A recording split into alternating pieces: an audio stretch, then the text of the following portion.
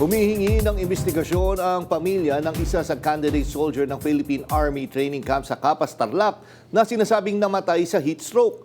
Kahina-hinala raw kasi ang nakitang pinsala sa katawan ng biktima. Exclusive, may umarangkadang balita si Noreen Igonya. Ang larawang ito ng 19 na taong gulang na si John D. Lemosnero ang pinapadasala ng kanyang pamilya habang hinihintay pang makauwi ang kanyang mga labi sa kanilang tahanan dito sa Barangay Santa Fe, Correlia, Davao del Norte. Si Lemosnero ang isa sa dalawang nasawing candidate soldier habang nagsasagawa ng formation sa Training Command o TRACOM ng Philippine Army sa Barangay Santa Lucia, Capas, Tarlac noong Mayo 26. Bahagi sila ng Candidate Soldier Course Class 806-2026. Ayon sa pamilya niya, sa mismong birthday niya noong Mayo 18, tumungo si Lemosnero sa TRACOM para sa oath-taking bilang mga bagong trainee sa Philippine Army.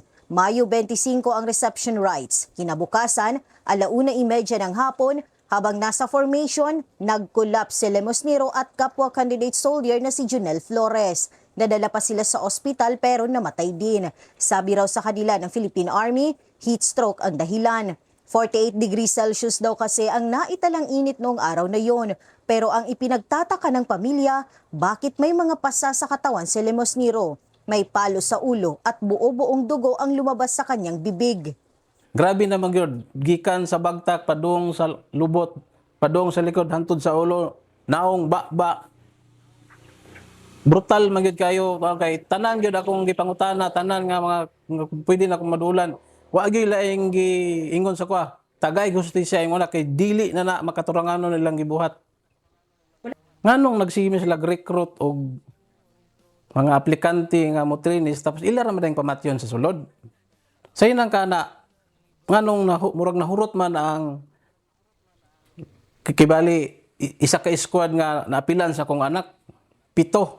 Anong nahurot man nagkakuyapan nga kumatos?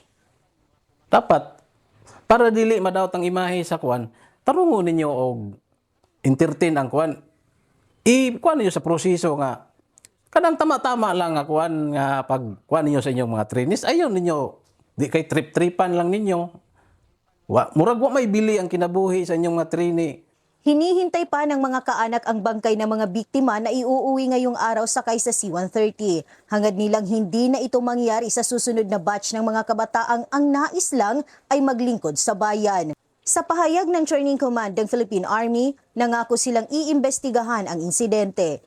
Inaalam pa ng news team ang ulat na may mga kasamahan pa silang na-ospital din dahil sa heat stroke. Mula dito sa Correlia, Davao del Norte, Noreen Igonya ng PRTV News, nagseserbisyo para sa Pilipino.